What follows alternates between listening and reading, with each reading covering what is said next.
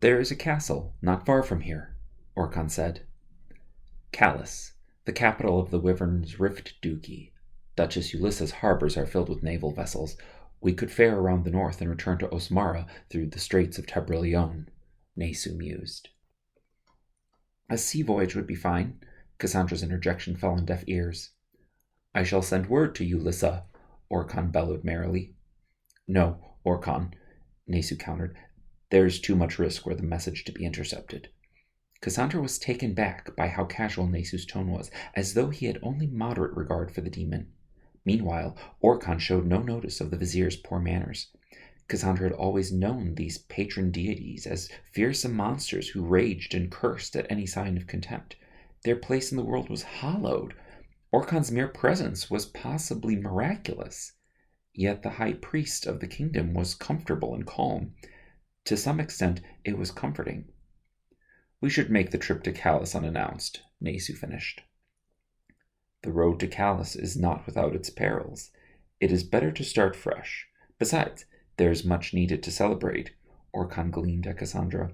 A feast is being prepared for tomorrow evening. Start the morning after next. It would be good to gather ourselves, Nesu agreed. The soft fingers that laid on Cassandra's shoulders radiated and pulsed with a heat that soaked straight through her cloak and across her skin. There was a submission of every muscle in her shoulders that was so comfortable and inviting that Cassandra could not help but turn to see who stroked for her attention. Unnoticed, Rusty had slunk off of Orkhan and now swayed beside the princess. Rusty's lips were curled in an innocent smile. Cassandra, she said, trilling the last syllable, let them plan. We should discuss another affair. The invitation was too warm and heartfelt for Cassandra to want anything but to find confidence with the succubus. Lord Orkhan, I dismiss myself to the company of the princess. Orkhan smiled, but the speed with which Rusty rushed Cassandra out skewed the dynamic of fealty, as though her lord had accepted the situation rather than allowed it. Rusty clutched Cassandra by the shoulders to promenade her down the path. Cassandra's head felt light as the warm pulses from Rusty's fingers coursed over her from either side. They passed the swamps of rice and marshmallow and back up the slopes dotted with flowers and huts pouting smoke. The demon was shorter than Cassandra, and every time she turned to Rusty, their eyes met at just the right angle to incite a burst of giggles. Lord Orkhan's tent? Cassandra asked as they approached the tall, dark blue abode. It is not Orkhan's tent, Rusty said as she pulled back the midnight curtain. They slipped into the shadows within. It is my tent. As before, the tent was too dark to discern any details. Where fear had once left Cassandra numb, now there was a warmth flowing through her from Rusty's enticing caress. Cassandra was keenly aware of her skin and her occupation of space in the dark void. Rusty's hands moved down Cassandra's arm to take her by the wrist. Rusty pulled Cassandra close, pivoted back, and then threw the princess to the bed on the other side of the tent. Rusty's hands seemed to have the same effect as a swallow of Venetian chagrin. Sensual experiences were visceral, tastes and scents more piquant, colors more vibrant, tactile traces more textured. In being flung to the mattress, Rusty's hands broke from Cassandra, and she landed just sensitive enough to pick up the details of the fur beneath her, silky bristles that whispered kisses as they were brushed. The sensual contrast quickly faded, abandoning Cassandra back in the flavorless, sober reality. The tent was dull and dark. Then colors were picked out of the darkness by the flicker of a candle caged in a stamped metal lantern. Rusty closed the door on the lamp, splattering a uniform pattern of ambient stars across the tent's interior. The lamp was hung from a hook, and the dimly lit details of the dwelling now clarified it as less harsh and more cozy than Cassandra initially believed it to be. The bed, on the far side of the tent, was stacked with hides.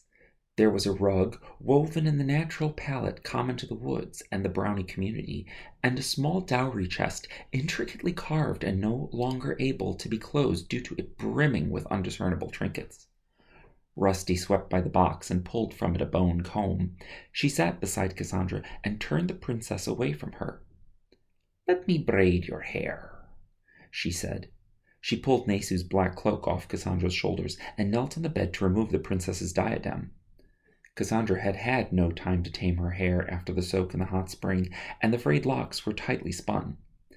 As Rusty raked her hand around the hair, gathering it all back, Cassandra felt a tracing across her scalp and down her neck. It haunted and lingered with every stroke of the comb through her hair, as though the untying of the knotted locks also unlocked the muscles and strain. The rhythmic grooming quelled Cassandra so deeply that she could hardly think. She need not say anything, however, as Rusty started the conversation. "He is very handsome," Rusty chimed lyrically. "The warlock with whom you traded smiles. He has a fine composure and a healthy constitution. You have such remarkable tastes for someone so young. I have seen many Gome over many years, but not often one whom can charm a witch of your distinction. Yes, Orkan is a perfect match for me, but if I were cursed to live in a world without him, I would be quite content to know the one with whom you traded smiles. Tell me his name." "Terrakan," Cassandra relinquished. "Where did you meet?" "I have known him my entire life." "So he is like family to you?" "No." Cassandra seemed suddenly more conscious. Thoughts were brewing and beginning to whistle out from under the calmed composure. Rusty stroked the hair again, more intensely, baiting back the swelling thoughts. Cassandra continued, "My family lets me be. Terrakan stays with me. I get lonely, but he is there. He is such a close person, and I know him so well. He does so many silly things," she rambled. "He has always done silly things, though. When I was small, I laughed at him, and I guess that never changed."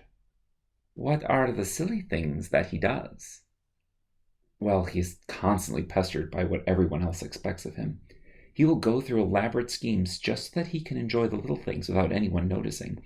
For example, he reads human fables. I watched him in court one day. We were both bored. From my seat at my mother's side, I could just catch a glimpse of him flicking through the book that he read to me at night when I was young. I do not believe my mother or Nesu really would have approved of me hearing those stories. Lunarier and Merkener were never read human fables. Merkener knows many of them anyway, but being read to like that was a gift lavished only on me. Terrakan still kept that book well after he stopped reading to me at night. This fact amused her. He will still read from it, even though the other soldiers deride him for it. They know him to be a competent fighter, but he has charmed them in few other ways. He is cold to them, and to my mother. It has nothing to do with what she wants. He only does what she wants because she tells him to do it, and he thinks that he cannot disobey. Stringent. That is how he becomes at her command." Cassandra's expression opened, and she bowed her head and swayed as she spoke. "I am nothing like that around her. He gets trapped between us, and I get to fight to keep him from her." Cassandra sighed and grew cold and pensive. It was an unexpected and sour confession that she had just made. She was afraid to let Rusty catch this stain in her personality, choosing instead to quickly address it. "I do not want to use him. He is just useful, I guess. Thoughts again dammed the flow of her confessions, which Cassandra could not seem to tame. Rusty traced the comb through the locks again.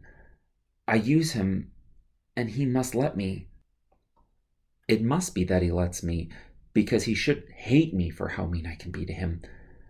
I do not want to be mean to him. I wanted to be mean to my mother." To this confession, Cassandra seemed to take no offense. "He gets in the way, but I want him there." Cassandra sighed, and unsure what to make of the emotional jigsaw, sought reassurance in the demon. "Does that seem wrong?" Rusty snorted with amusement. "At least you still want him? If your feelings were shallow, you would have abandoned him as soon as you were satisfied in your mother's torment. You are holding on to him."